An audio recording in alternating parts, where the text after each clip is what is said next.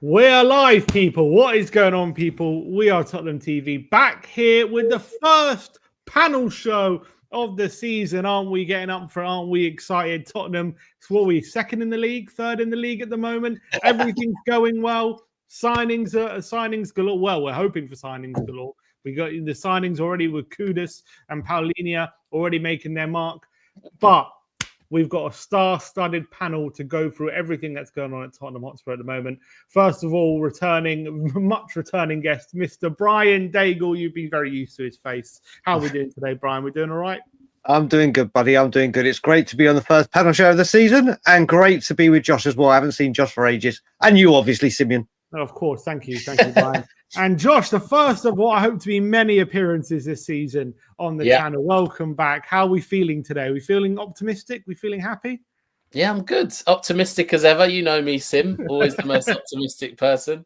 And same back at you, Daigle. Good to be with you. I haven't seen you in ages. And I am actually feeling good today. So yeah. Good. I hope so. I hope everyone out there is feeling good and feeling optimistic. We obviously we'll start off with obviously the main news, which has been going around over the last 24 hours. We heard the news yesterday from Paul O'Keefe that Tottenham have a verbal agreement with Crystal Palace for Eberechi Eze, which is now becoming a protracted transfer saga, isn't it? Which we're hoping it won't be dragged into it. We're hearing inklings last night. Is there complications in the deal? Are there stumblings? Is there disagreements between Levy and Parish about last-minute add-ons and all these different things? Eze did train today for Crystal Palace ahead of their Europa Conference League game against some team I'm not even going to try and pronounce tomorrow. So we are now hearing news. Kai Havertz has got a long-term injury. Josh, I think, how are you feeling about this deal? I want to know, are you as confident as you were yesterday when we got that bomber from Paul O'Keefe? Is there doubt in your mind now? What's going on in that brain of yours? You know what I'm like. Any slight negative news and the deal's off. It's not happening. Move on. Go to the next one. Exactly. I just can't take the pain again after Morgan Gibbs-White. Honestly, I am worried slightly about this deal now. What has settled my nerves today is them apparently being close to Bilal El-Khanous and looking at Tyler Dibbling. Some people are reporting that they are actually looking at both. They're not doing that unless Eze is going through. But at the same time, Arsenal, I feel like with Kai Havertz gone, if they haven't got any striker targets and they aren't sure on the left wing, like they can't get Rodrigo or whatever, there is this 10%. I'll give it a 10% chance that like they actually just go, let's just go get Eze because we need reinforcements. Do you know what I mean? And they know that he'll go to them. So that's the only thing playing on my mind right now. Steve Parish is an absolute terrorist. Why is he making us wait until they've got basically their replacement in doing a medical? How is he in training today? How is he going to be in the squad for tomorrow? A lot of journalists are reporting. To me, I'm sorry, I know this is really negative, but that doesn't sound like the deal is as close as being reported, because you never have a player in training if he's about to go the same day, or if you definitely wouldn't have him in a Europa League game if it was really, really close. So I do believe Paul O'Keefe, but the way that he kind of changed it afterwards, he said deal verbally agreed, but then some of his replies have been like the fees agreed, but the bonuses aren't agreed and all this sort of stuff. Okay. So and then we've got ITKs flying about. Oh, did you think I meant the whole deal was agreed? Yeah. No. I didn't mean that. Did you see that? A silly person would think that. No. Yeah. Did you actually see that? I saw because he was replying, because obviously there was some other ITKs saying, there's add-ons or something Parish is adding in last minute, which has angered Levy, and now Paul O'Keefe has basically said the fee has agreed, but these other add-ons or something are still yet to be agreed. Yeah, so that's where I'm at with it. If I had to sum it up, I'm a little bit worried. But I'm trying to stay positive with the fact that it looks like Palace are making movements today. And if I wasn't a Spurs fan, if I was a fan of any other team, I wouldn't be worried about getting hijacked. But because of what's happened to us, I do just have this slight fear of Arsenal still coming back in. So we'll see. Where are you at, Brian? What's your percentage meter for you of this deal getting done in your head at this point? So first of all, is it a Tottenham transfer if there isn't a saga? Correct. Is it this from the player waving, which looked like an obvious wave goodbye, only at us, through whatever person, whatever party is stalling, only Tottenham can make a transfer that's so simple, look like you're doing an IKEA flat pack without the instructions. Only at Spurs. I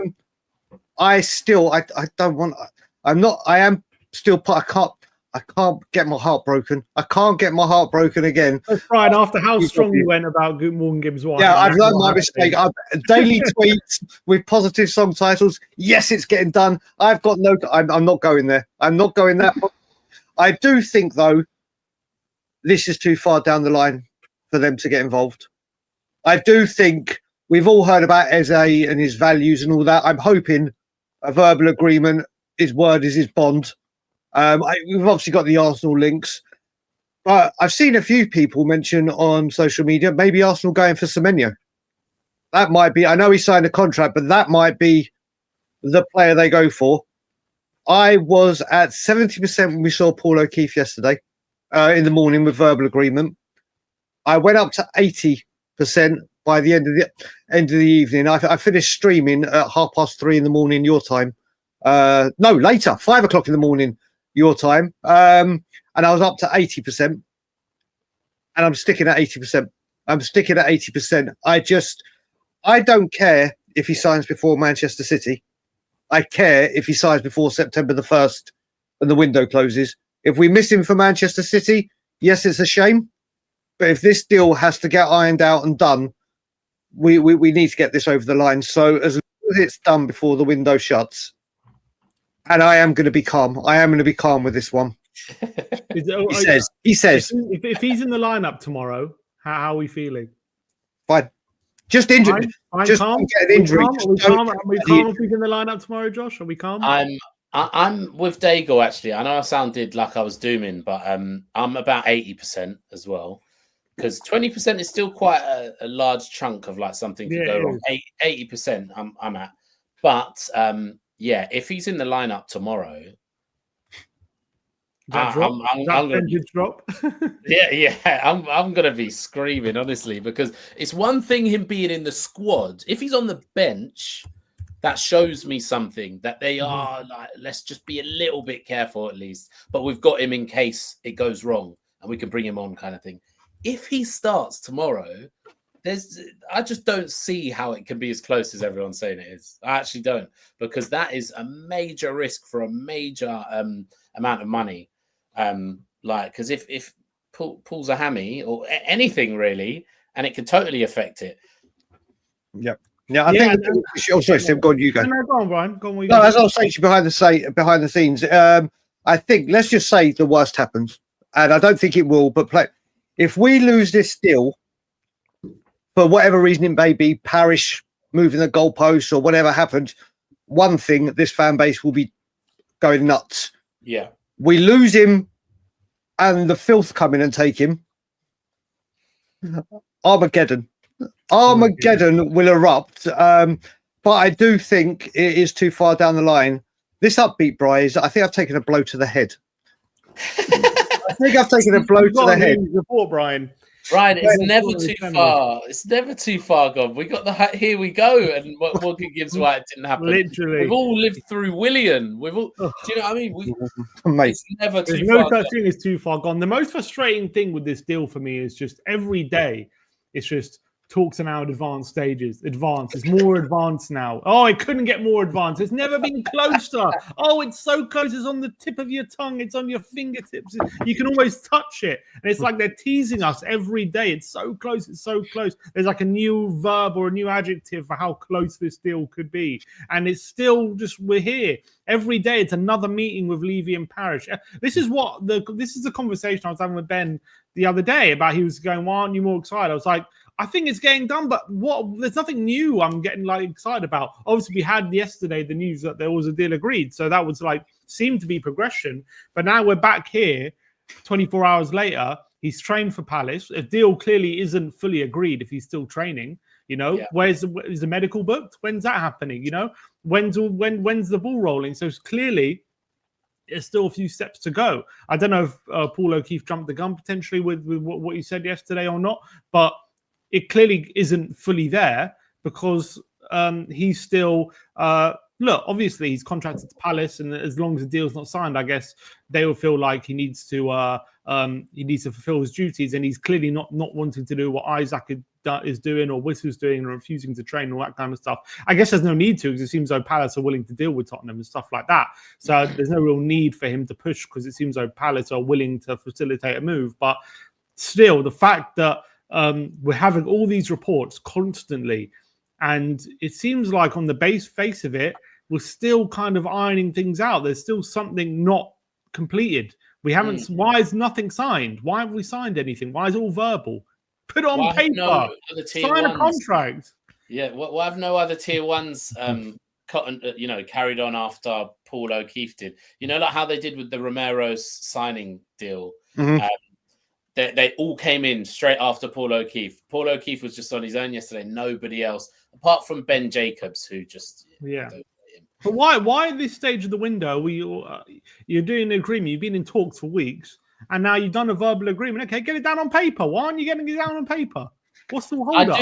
I've got to be honest. Yeah, I know we always blame Levy, and I do. You know, I still think it's Levy's fault anyway, in a roundabout way, because, like, I think this is Parish's side. I don't think he wants to let his prize star go without having the replacement in that they can quickly say, we have, maybe say, we've let Eze go, but we've signed Bilal El Khanous or whatever. And he also, after what's happened with their European stuff, he does not want to risk going out of that qualifier, and having Eze or not having Eze does actually make a big difference to the chances there. So I do think it's actually on Parish's side, if I had to guess, but I do think it's still Levy's fault, because I don't think many other chairmen would get treated like this. Like, if he was Pally if he had good relations with Parish from before, and he didn't have this reputation of just taking the piss out of every chairman, then maybe Levy would have been able to negotiate him coming sooner or something. Do you know what I mean? So, that's just. And I'm just worried as well, because is Levy getting a taste of his own medicine? And in how many times have we heard that Levy, from other chairmen and other people, saying that Tottenham, you agree a deal with them, and Levy always comes back and adds something else last minute. He's always changing the terms. He's always doing this, and they're impossible to deal with. Ferguson famously said, it was more painful than his hip replacement dealing with Daniel Levy in Tottenham. There's a lot of famous anecdotes about Levy. And now, if Parish has done something similar here, is Levy's pride and ego going to get in the way, in terms of, like, instead of accepting these terms and say, okay, maybe we should add a win bonus, and they're adding this last minute, add a few extra 100,000 for a bonus or a million, whatever. Is his ego getting in the way and say, no, we agreed something, even though I've done what you're doing 100 times. Absolutely no way we're agreeing to anything else, and these are the terms, and that's it. And if you don't agree to them, we're walking away. And he's like kind of threatening Crystal Palace because we're being dealt with how he's dealt with 100 other chairmen. And that's what I'm worried about as well. There's pride and ego gets in the way of negotiations, and that's always been a bit of a stumbling block in many deals, I feel. Is that a worry for you, Brian? Let's hit a home run. Boom. You loaded me up there. Listen, rolled him up, and then Brian, I've only got an hour, but I could feel that coming. But I will say, before I talk on that, The most See you important getting more and thing, more red, Brian. the most important thing, we're talking about games that we don't want him playing in. Obviously, Thursday. I don't want him playing on Saturday. On Saturday, it's Crystal Palace, Nottingham Forest, and with what's gone on, my God. and it's at Selhurst Park. Oh, You can imagine that game. Someone mentioned it on the stream yesterday. It's going to be Palace Forest. That's going to be like an old firm game with the so Didn't we even think need about that. get it just I done. didn't Just think about that either. mate. I didn't even realise it till someone said it on the stream yesterday. If he has to play Thursday, fine. By any means necessary, get this deal done so he can't play on Saturday for them, because that's going to be a spicy affair. Look, when it comes to Daniel Levy, I'm not going to go into it too mad because everyone knows from the years I've been here. What I will say, if this falls apart, Parish Levy was always going to be a complicated thing, wasn't it? No matter what, Parish does what's best for Palace. Yeah. And he's a very, very, very tough negotiator. And we all know that. If he's moving the goalpost, what I will say, if this does happen, it will show that the teams that are in stature and size and financially not in the strong point we are, all of his special skills that we used to credit Levy with, or could credit Levy with, will show that he's lost his touch. It will show that what he was getting done. And listen, we all know the deals he's been able to get over the line, or where he's been able to save money for the way he's done things. But we've lost a lot of deals. But these clubs now, look at a Bournemouth who have sold so many players. They just say, well, you're not getting them for this amount. You're not getting them for this amount. Brian, just quickly, Ollie Glasner's confirmed Eze will start tomorrow in his press conference. Oh, dear. Okay. I mean, look. What's his exact words? Sorry. He said most of you will be surprised that they will start again tomorrow because all of the rumours, they are committed here and they will play a crucial part. That was him talking. He was asked about Eze and Guehi. He said they're both going to start tomorrow. There you go. So when he's talking, he keeps denying. Like he keeps saying that it's just rumours. It's just rumours. It's mad. Listen, we can't. Daniel Levy himself can't afford for this deal to fall through. Regardless what happened with Gibbs White, who was at fault, whatever, it was a very drawn out and public affair where Spurs lost. This whole transfer affair where Arsenal were going to be in for him, then they dropped out, then people were in. We've had a clear run at them. And if we remember, Sunday will be 3 weeks that James Maddison picked up his injury. Yeah. And it's taken 3 weeks to try and get here. So we're running out of time. I still think this deal gets done. I'm going to stay there. I'm not going to get as excited as Gibbs White, but if it doesn't, then how we approach transfers has got to be looked at. Got to be, because it will be embarrassing, wouldn't it? It will be embarrassing if we do not get Eze now. We will come second in a one-horse race. So we had on Saturday, lots of reliable journalists saying deal was so close he's going to be left out of the squad against Chelsea. He then played against Chelsea in the morning, he's including the squad. We've now had a week of advanced negotiations. We've had an agreed deal yesterday, and now he's set to start again tomorrow for Crystal Palace. Oh, they just keep. It's like they've just got us on a fishing at the end of a fishing line, and they're just towing us along. Oh, it's so frustrating. I honestly am at 50% now. I'll tell 50? you why. You just said before it was about. That is a rapid. Let me tell you why. Gosh, are you making me the positive one? You are compared to me, honestly. Ask Sim. But look, let me tell you why. What's just gone on in my head is like,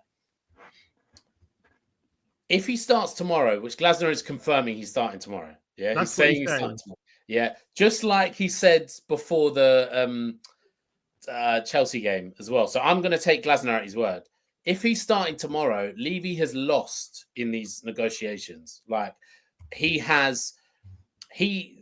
everything we were hearing from like ITKs and stuff was that Levy wants the deal done quickly. He wants it done. He was saying, apparently he wanted it done yesterday. If they then extend it to Thursday and Parish is just palming off Levy, I think there's now multiple reasons why it won't work.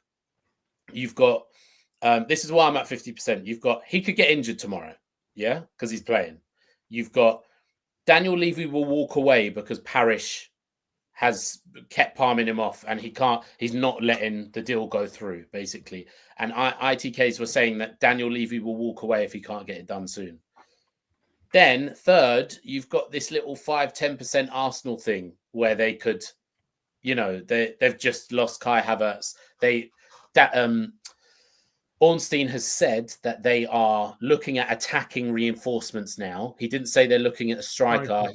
He didn't say anything. He said attacking reinforcements. They're looking in the market. So you've got that as well. So now I'm actually totting up reasons why it won't work as many as why it will. So that's why I'm at 50% now, because that Glasner news has just thrown me. I'm steaming, honestly. There's what do you call it? In terms of the Arsenal thing, I obviously didn't mention comment on that.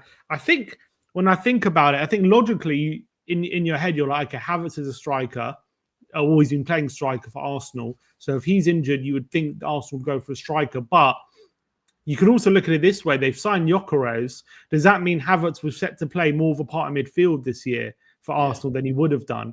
If that's the case, then if he's not got a long injury, could they look for a player who can play in midfield to replace Havertz rather than just a striker? And if they do look for that kind of player, is Eze the perfect guy?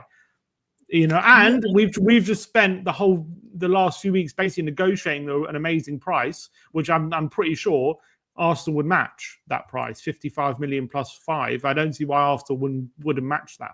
That's like not a big fee. In the grand scheme of things, I think initially, they were quoted, "Oh, you got to break the release clause to sign him," and they didn't want to do that. But now, because of Tottenham's negotiating skills, we've negotiated this deal, and now Arsenal can come and swoop in if they feel like they want to replace Havertz with a midfielder. That does kind of worry me a bit. I've got another piece of doom that's just popped up into my head from what you're saying as well, which is basically, Havertz got injured on Sunday is when they would have known. Sunday is when it was starting to, we're meant to be really advanced, blah, blah. What if the reason they're holding off is for Arsenal? Like, don't. I think the one thing. No, but what if, because what was meant to have gone through yesterday, what if they knew and Arsenal were like, hold on, we'll give you an extra couple of mil, blah, blah, and that's what's going on right now. And that's why he keeps going, no, because he's waiting for Arsenal to get, Paris is waiting for Arsenal to get their, their money in order, basically. I honestly think with Eze and his values, I think Eze now, with the verbal agreement, which we're led to believe has been had, I still think Tottenham will be his destination. But one thing I think we've all learned is come January, don't look at Twitter. Don't look at Twitter for 31 days. Well, let's go back old school and just wait till the player's holding the shirt.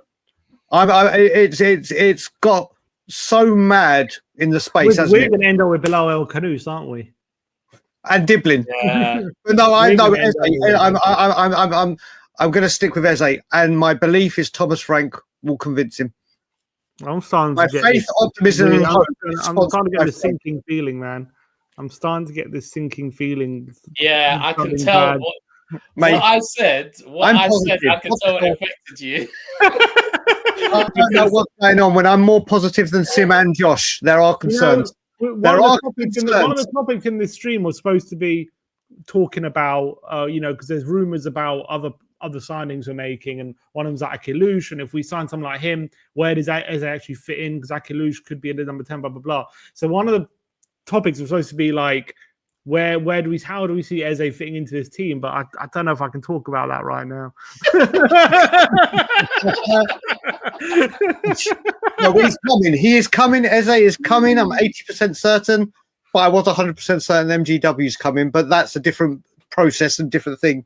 But Brian, are you not like, now that he's starting tomorrow, does that not take your percentage down at all? Like? No. If he starts Saturday against Forest, then I fear for his life, because there are going to be some challenges in that game. But yeah, no, I think he comes. I think he comes. It's all lining up, though. It's all lining up. The Havertz injury on Sunday, then that's when they started to delay. Like, it's all a perfect storm. Yeah, it's pretty. Believe, people. Believe. Starting Starting to freak out here, people. I'm starting to freak out. Right. A couple of super chats quickly. Aviv Shalom says, I need the here we go. I can't trust Levy. That's both. also, yes, I can't trust it as well. I just need sign the deal, man. None of this verbal stuff. Put it on paper. And sub to Tottenham on tour for Mr. Brian Daigle. Big up, Jack. Jack, there you go. You know who he is. Jack in America. Eze will come, boys. Sub to Tottenham on tour for Mr. Brian Daigle. You don't need to message that. That's your name, mate.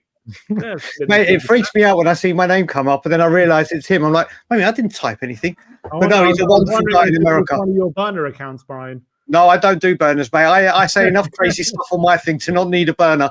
I've got no problem saying what I say. But no, Jack is a top guy in the States. Big up to him. God, what other comments to say? Bro, these people enjoy being negative. I don't enjoy this. Trust me, I do not enjoy any bit of this. Woohoo. I'm so desperate. I'm such a fan of Eze. I'm so desperate for him to come, and he's like one of my perfect signings for a few years. I've wanted him. So the thought of him is so exciting. Like, if we're this close and it doesn't happen, it'll break me. Who is people's go-to? Sim and Josh and people. Who's your go-to? Like mine's Ornstein. If Ornstein says it, I believe number one. Yeah, Ornstein. If it's not Ornstein, anyone else can say anything. And it's like, okay, we'll see what happens. Ornstein says it, I'm like, okay, it's either good or bad. But if Ornstein says it, I believe it completely. Yeah, I think he's number one for most people. I do listen to what Fab says as well. But yeah, he's my number one, Ornstein. I think Fab's obviously. Thing is with Fab is unless he has the word exclusive, I don't really take notice of a lot of what he says. Like when he tweets something, he always tweets a lot of regurgitation and aggregation and all that kind of stuff. But sometimes he'll tweet exclusive, and that's actually him having actual news. So when he does that, then I'll listen. But he is definitely a tapping merchant, 100%. That accusation is so valid on Fabrizio. As much as I respect him, he's a massive tapping merchant. He'll jump on anyone, whoever says anything. And then, but obviously, if he says exclusive, I'll believe what he's saying. Like I believe, but also I feel like a lot of the time he'll say something like, but he's not very specific and he's not very accurate. Sometimes he'll say something in euros and actually it's pounds, or sometimes he'll say, he'll just say certain things that are a bit vague. So I feel like with him sometimes, and I don't know. Sometimes you can't trust. You can't basically take everything he says with a specific detail. You can sometimes you have to kind of take the gist. Okay, well, that's Eze for the time being. We'll see if anything breaks while we're live. But at the moment, as we've said, the breaking news is he's set to start for Crystal Palace tomorrow amid a potential verbal agreement yesterday. Let's just get the super chat here first. Adam Freeman says, boys, don't trust Gibbs White and Eze. Trust in Frank. He's the catalyst, and we have him. Brian, great sitting with you at the PSG game. Love Scotland Yard. Scotland Yard. I hope you're there for City, brother. I hope you're there for City game. I hope you're there. It was great sitting with you at my table at the Yard.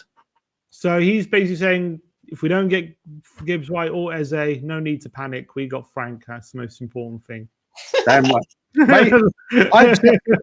Mate, Thomas Frank is my new specialist subject. It's my new. I love. What I want to hear is that people are already starting to try half accept Eze might not be coming. I don't want to hear this. Let's talk about the other prospective deals, because we're now obviously hearing about Savinho. There's been a lot of talk about him over the last few weeks about that potential transfer. I was getting really excited on the weekend when it clearly looked to me like Pep was lying about his injury, and that he looked like he was being left out of the squad for transfer reasons, judging by Pep's reaction. But all the latest news at the moment is maybe someone's blocking the deal potentially, or Man City don't want to sell, or maybe Tottenham don't want to go as high as what Man City want for Savinho. Brian, how do you feel about this current deal? Do you feel like this one you're still confident it might happen, or how are you feeling about it? Well, I do think the 2-week injury is kind of convenient. Thankfully, Man City have got a squad big enough and deep enough with quality that if a player is out because they could be getting a transfer, they could say, right, you can sit out because we don't want to ruin this. The agent is apparently flying in or is in from Brazil. You don't do that just for a little chat, do you? So I think this may pick up next week after we've played them. They want Rodrigo, don't they? Or they clearly want Rodrigo. So does this go through? We'll see. We'll see. But also to add to this, Man City aren't going to make this easy for us. Man City will want the money. They obviously don't need it as much as other clubs do. You look at it, wouldn't pick up the phone to Man City for Harry Kane, and we loved Levy for that because obviously we wanted to keep him. He's been very, very involved in the 115 charges and trying to dob them and get them into shit, as with many other teams. So it's like, oh, do you know what? Let's have some fun. Let's have some. They don't need it. The paybacks at every club, you can go right, okay. But I do think mainly this is Man City. Play them at the weekend. Man City, as we've always said with big clubs like Liverpool right now, when they've got rid of Douglas Luiz, sorry, what's his name? Luis, they sold him to Bayern Munich. When big teams need to get big players out to then finance a new deal, they'll do it and they're ruthless. Pepper said that he loves the player. He thinks he's a talent, but he never stands in the way. So I think after the City game, this may pick up. Whether we hit that fee, remember, we've only got a week to do the advancing as of after this game. So it'll how quick we can advance. That's going to be the thing. But I think this deal isn't dead. Whether it goes through is another thing. Ali Gold has just tweeted saying Eze talks continue today.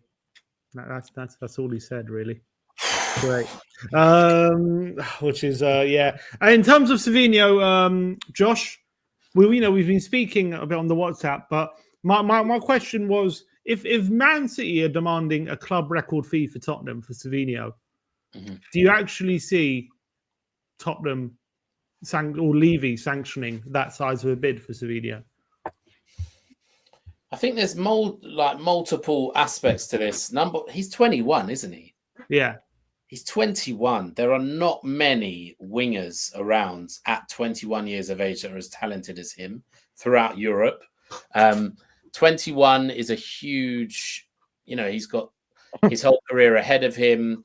He's got his peak years ahead of him. He's going to have huge resale value.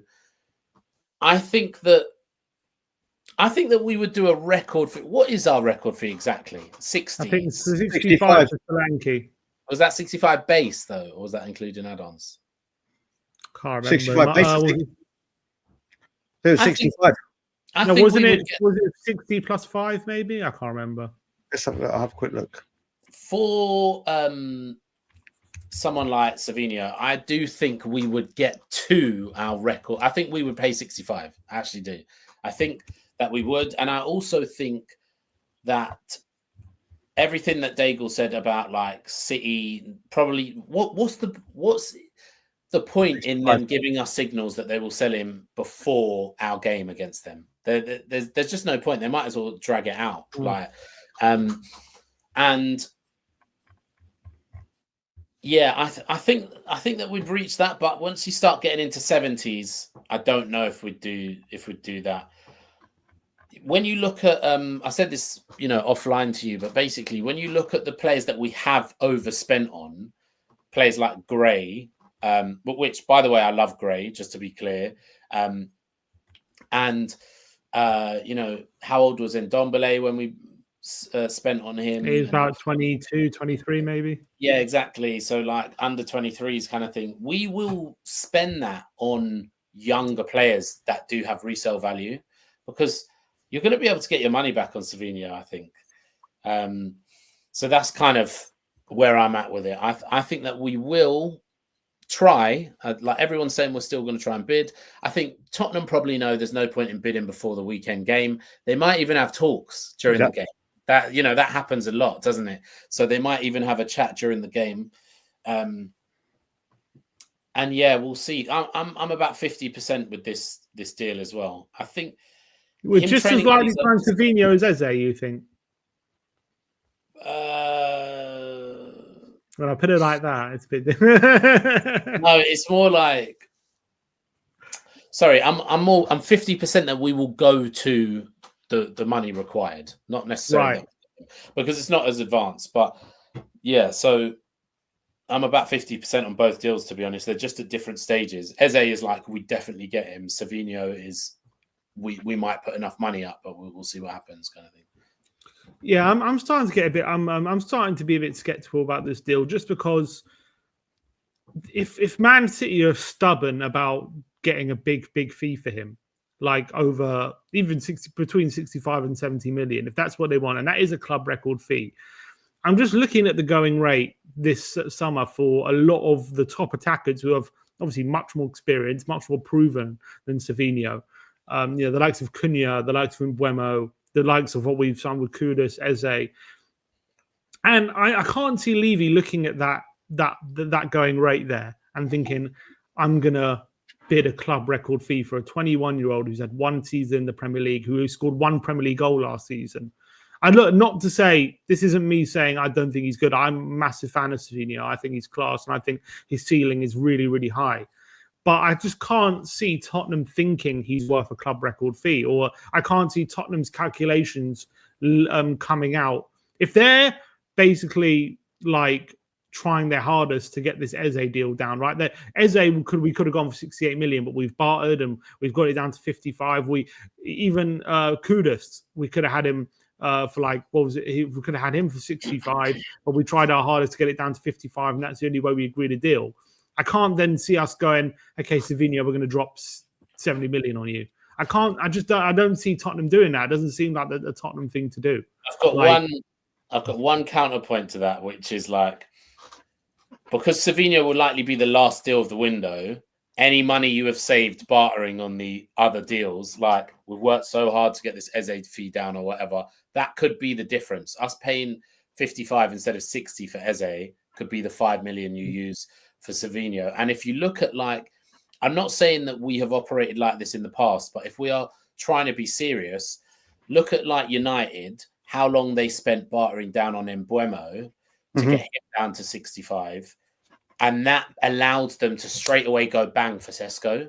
Like, it does happen. Clubs do spend a long time on one deal bartering it down just to get, so that they've got that extra change to go the extra mile with the next one. So that's me being over optimistic on this, but I do think that can happen. Do you know what I mean? I think what we'll go add as well is we still haven't accounted what outgoings might be coming out of Spurs. That's true. So there could be revenue. Obviously, Richarlison, who was probably a top person in everyone's list as fans who might go out, obviously will be staying. But I'm sure there is some money coming in somewhere. There's just got to be. And then the other way I was looking at it as well with Savinho, Sim, what would you say is the price range you're at for him? Like where would you say? Look, for me, I'm happy to go for a club record fee. I think he's probably worth, if I'm being brutally honest, like if I'm going for like a transfer market value kind of thing, like how much I think he's actually worth in the market, I would say like 55 million. I think it's probably fair for a player where he is right now in his career and what he's shown. Like, I think he's a great player. Don't get me wrong. I think there was something. Look, there'll be some fans you speak to, and they'll say, "Oh, well, you think they think he flopped last season? It wasn't very good." I'm not one of those. I think he was classed for a 21-year-old in his first season in the Prem. But there will be some fans who are saying his finishing's bad. You know, he struggled to adapt all these different things. So, you know, it wasn't like he was a universal success, I would say, last season. But for me, I saw more than enough talent to suggest this guy is going to be a very good player. And for a first season in the Prem, for a struggling Man City at times last season as well, I think he was really good. So I would say his market value would probably be around 55 million right now. So what I was going to say, though, let's just say Man City won 65. The way I was kind of looking at it and trying to get across yesterday when I was streaming was, is paying that extra £10 million and paying 10 million, let's say, over the transfer value, is that 10 million worth it to Tottenham? How badly do we need a left winger? Obviously, losing Son, you need a left winger. How much are we going to make back in shirt sales, which will obviously happen, and sponsorships and interest from Brazil? So is paying 10 million over is that 10 million worth it to Tottenham Hotspur? We need it. We need a player there for Champions League football.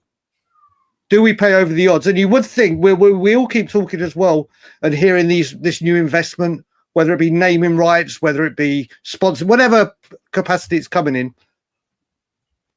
Are they going to have any influence in this? Because obviously the way we're dealing with these transfers are same old, same old. Whether they get done or not, we'll find out. But if you're invested into this football club and you want to see star players coming here, surely near the end of the window, you'll be like, right, let's just put our bloody foot down. If the sponsorship is coming from external places, yeah, I reckon that 10 million we were just talking to Simeon about, if we had to pay 10 million over, obviously I'm no accountant or have the number, that 10 million, I think Spurs make up very, very quickly.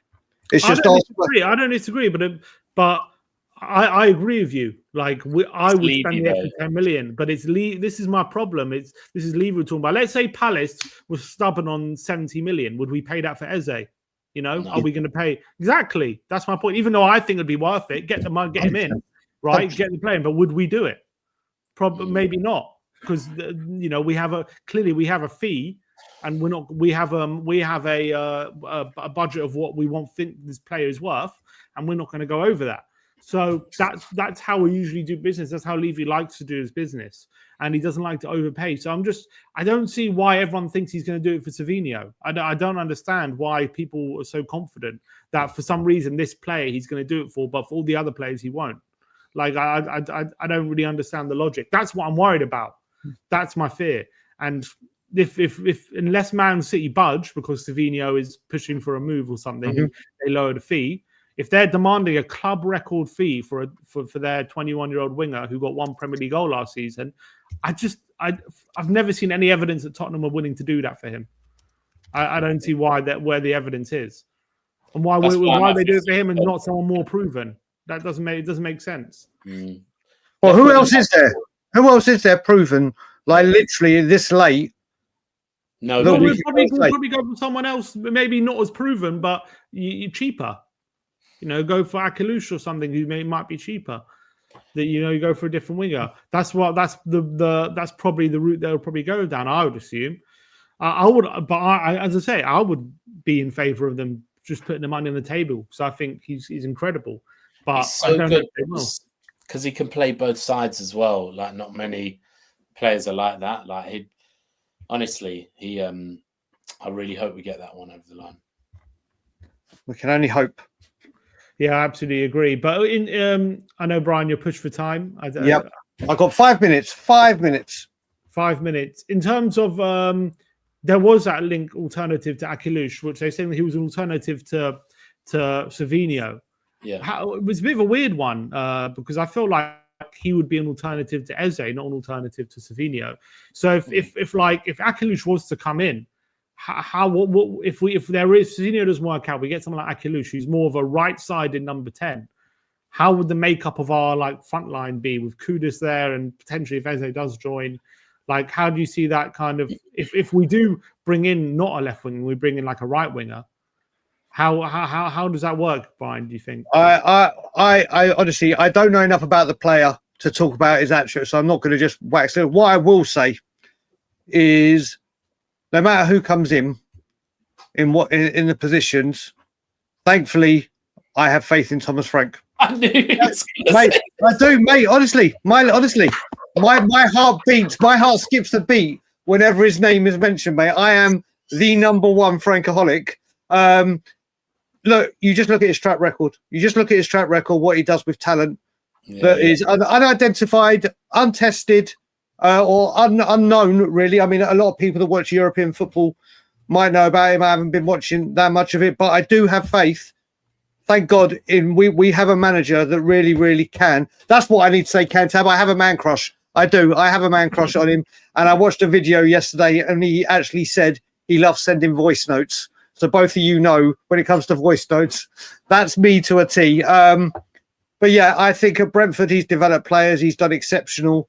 So if they come in, I'm not going to judge the players that I don't know about. I'm not going to go, oh my God, what we're doing this unknown, because we have a manager that's proven to develop them. Is there a chance as they could come in and play on the left, be our left-sided player?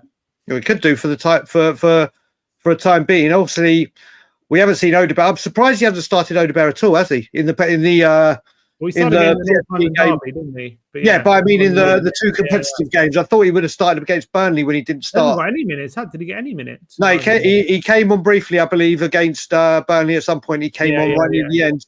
And we'll see more of him. But look, the two positions we need to fill, and I'll say this in my final comments, is obviously the left wing and the number 10. We have two targets.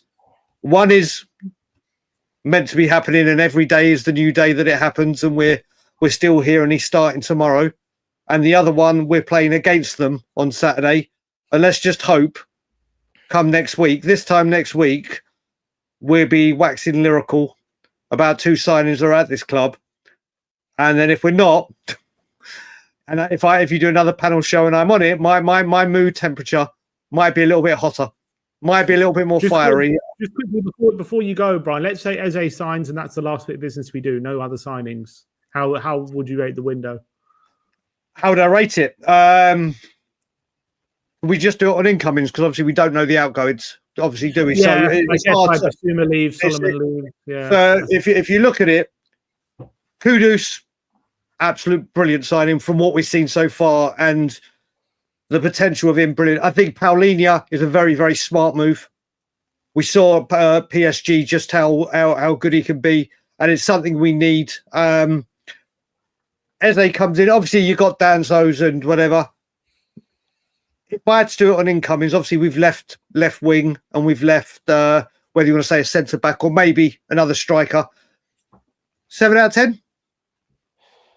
Give it a 7 if that's with Eze. If Eze doesn't come and it ends like this, then it will go down to a 5. Because Eze was just such an X factor for both left and centre. But let's hope he comes in. But I am going to love you and leave you. I know you're redirected to Tottenham on tour when you wrap up. So thank you, brother. Josh, a pleasure as always. See you later on. Brian, thank you for joining the show, mate. See you later on, people. Ta-da. Thanks a lot, Brian. Can I have just me and Josh in for the last, let's say, 15 minutes of the show? Josh, how do you feel about our summer business if Eze is the only other incoming? Is that a massive disappointment? Would anyone above Eze be like a cherry on top, or is it essential if after Eze, if that does happen, we have more business? Well, first of all, on your question before, because I didn't comment on it, I was scrolling through like Twitter Tacticos threads and stuff like that. It's like I love doing it at night. And apparently Akalush, obviously he's mainly played on the right wing, but really everyone thinks his future's in the centre anyway. It's very similar to Eze, actually, like the way he's developed. But he is like right centre and Eze is left centre.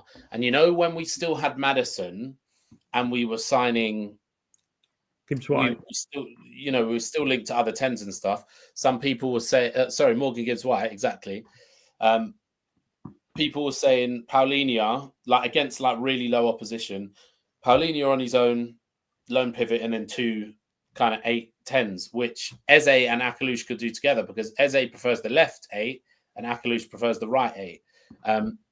The other thing is, so that's one way that you could get them both in the same team. The other way you could do it is Eze on the left and Kudus or Akalush kind of interchanging because they can both play 10, they both play on the right. But none of those ways adds as much balance as just going out and signing a left winger. Like that's what I would do. Do you know what I mean? But as far as your second question, that I don't believe that like this. God. I don't think. Look, I've got to be honest. I would have been happy before we started having the Savinho links. I would have been happy with us getting a good quality 10. So I've got to give it a 7.5 out of 10. Getting a left winger as well, that takes it up to like a 9 out of 10 for me. Do you know what I mean? So and if we were to get like an Incapi on top of that, that's like a 10 out of 10. Yeah. Yeah, it's 11 out of 10. Or something. I would. If we get neither, 5 out of 10. 5 out of 10, I'd say. Yeah. If we don't get anything. I think Eze is just so essential, isn't he? Because of that lack of creative midfielder right now with no Maddison. Don't know when Decky is his Decky season right off at the moment. We don't know when he's going to be fit. Even when he comes back, is he going to be match fit? So we just need some sort of creative force in that midfield. So Eze, by any means necessary, we need him through the door. And I kind of feel, yes, I want a left wing in a perfect world, 100%. Is it essential? Or is there any hope that, Tell and Odegaard could start to fulfill their potential and start to fill that role? Is that such a bad thing to hang your hat on? Or is that like, are we giving up hope on them ever, being good this season? Or are we so distrusting of those two that we have to have a left winger by any means necessary? I would say I really want one for sure, but is it the end of the world if we don't get one? Maybe not. Maybe Eze and Tell could first of all, Eze as well could play that role, but also Tell and Odegaard, can they come in and start to fill that? That's, at least we have options there. At least we have something to use. But also, he seems to be liking Brennan there, doesn't he? At the moment, Yeah. Brennan scored. He scored. Day. Yeah, that's what we've been saying. He likes inverted wingers. Obviously, he scored against Burnley. Is that something? That's also another thing we haven't considered. If we do sign Akalush, does he maybe see Brennan as a left winger and move Akalush to the right? Is that maybe what he's thinking? Yeah, because let's just assume Brennan is a left winger, because I said at the start, I said he always, anytime at Brentford, he got his hands on like players that used to play on their, say like they're right-footed, used to play on the right or whatever, he'll always change them. And it makes sense because if Brennan's only good at finishing, you're better. The angles are better finishing from the left side for a shooting kind of thing. It's always harder. I know Brennan does it, but like it's always harder to tap in like coming from the right side if you're right-footed, if that makes sense, because you're shooting a cross goal instead of anyway. Yeah. So it makes sense because Brennan's not good at anything else. He's not going to change. He's a runner that can finish or cross. Like that's what he's good at. He can't beat a man, whatever. So I think Brennan is definitely a left winger. That's what I think. And if you think he's a left winger, then yeah, you got Tell and Odegaard, who are both left as well. So that would mean who's Kudus's replacement? Injured Decky. Is that who it is? So maybe it is Akalush. Like, do you know what I mean? Maybe that does actually make more sense for squad balance when you think about it, because we've got a mixture of good profiles on the left, assuming Tell does come good. I know a lot of people have been down on him recently. I still have faith that Tell will come good. But assuming that he comes good, you've got Tell, who's got the most Sonny-like qualities as far as like finishing and running and stuff like that, and movement and quick finishing. You've got Odegaard, who is your dribbler and more creative. He's better on the left. And then you've got your just straight up running behind guy, Johnson. You've got like a good amount. In fact, does a right winger make more sense when I think about it? But you think about it as well. If Savinho, a lot of people are assuming Savinho is being brought in to come to play on the left. But if actually the idea is for him to come in and play on the right, yeah, that's the idea. Then Akalush makes a lot of sense as an alternative to Savinho. And that's why Savinho is worth more than your average player to us, because he can do both sides. So if we want to play him with Kudus, we can. If we want to play him on the right, he can. Do you know what I mean? I still think he'd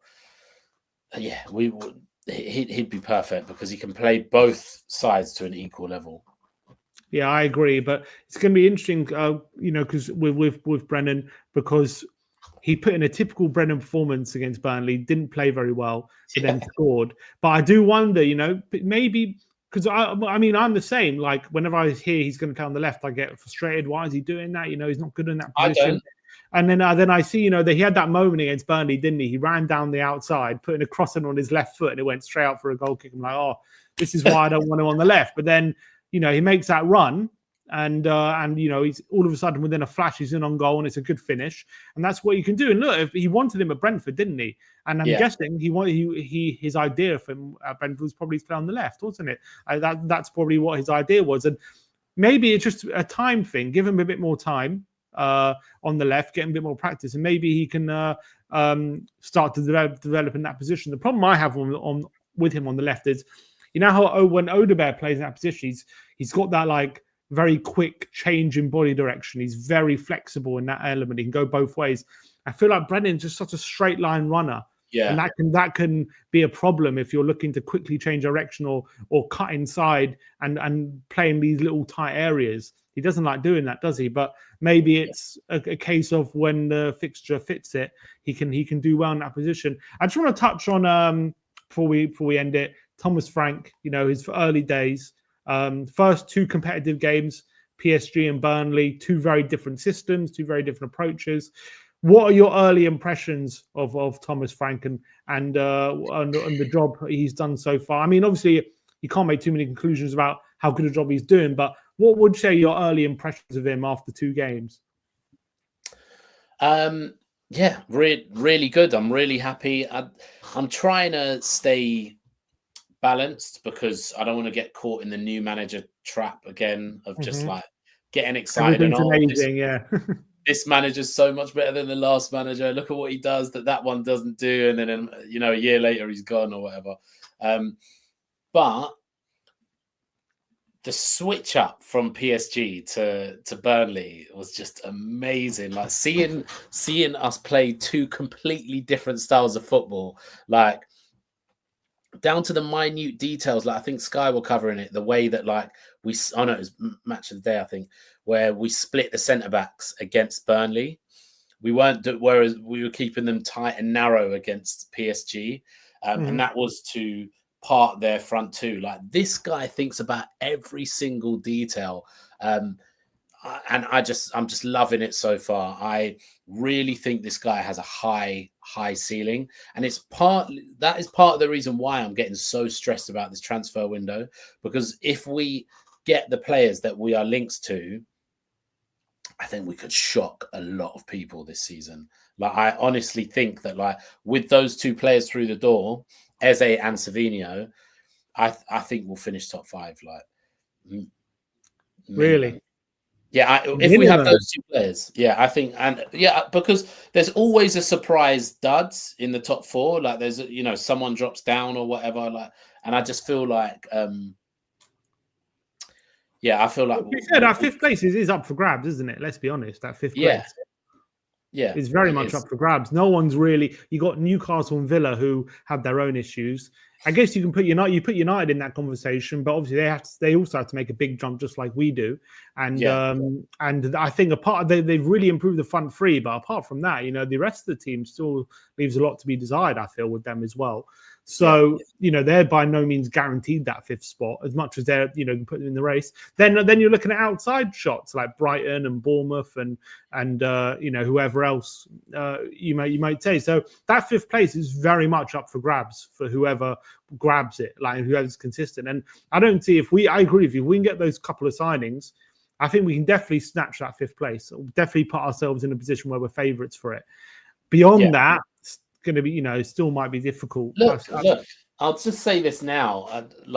I don't care if like people remind me of this in 6 months' time or whatever, because I always do it to everyone else. Remember, I was always telling you how much better Chelsea are than us back before they had proved that they were better than us.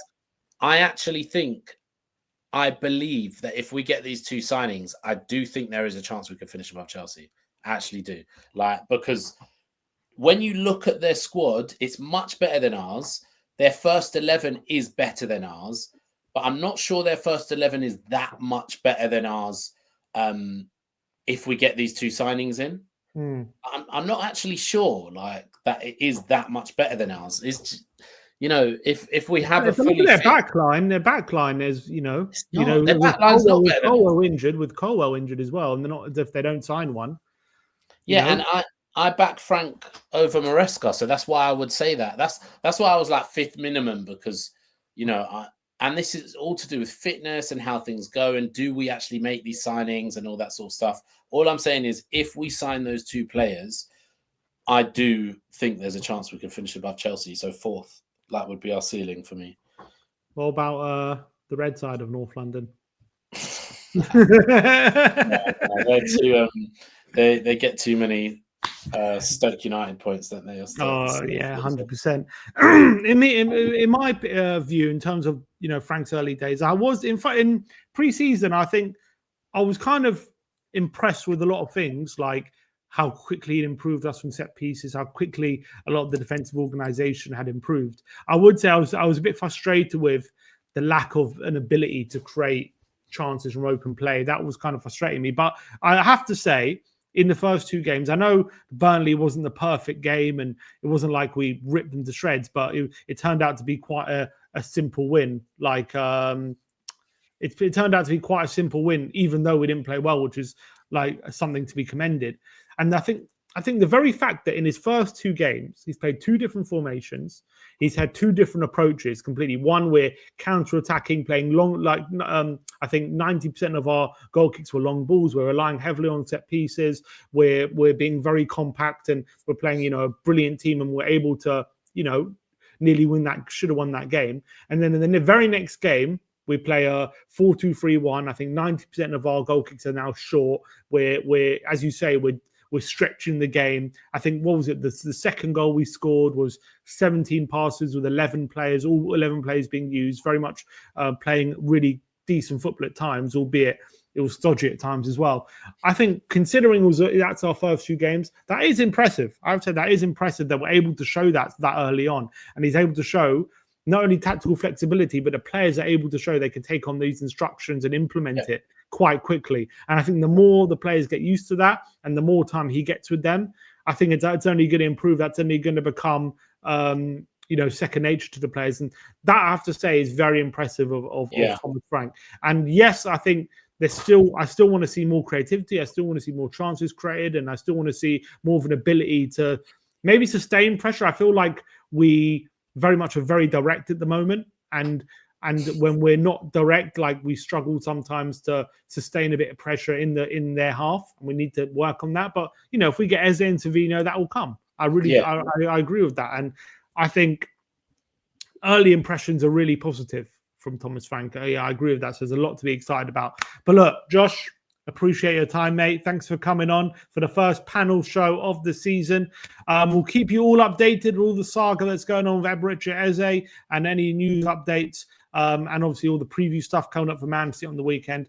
But yeah, we'll see you very soon. Like, subscribe, and comment. And as always, come on, you Spurs.